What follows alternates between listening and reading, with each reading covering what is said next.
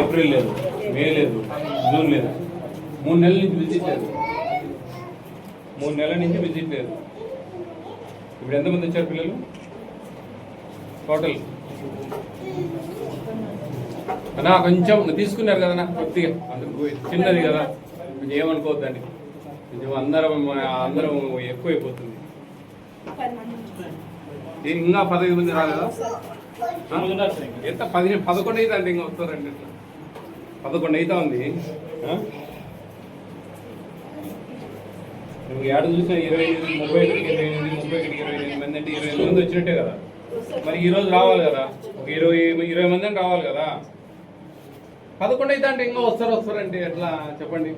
ఇప్పుడు 10కో 10:30 లోపల అంటే సరే, 11 అయితే అంతేమో.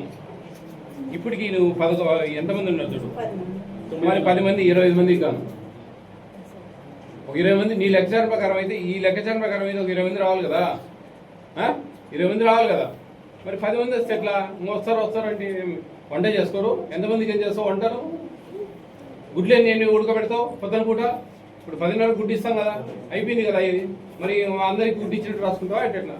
మరి ఎట్లా చేస్తావు అంటున్నా, నువ్వే చెప్పు. ఇప్పుడు ఈడ 25 మంది ఉన్నారు. ఏమి నీ లెక్కాచారం ప్రకారం ఈడంతా 31 ఉంటే 28 మంది వచ్చారు. ఈడ 22 మంది అని రావాలి కదా.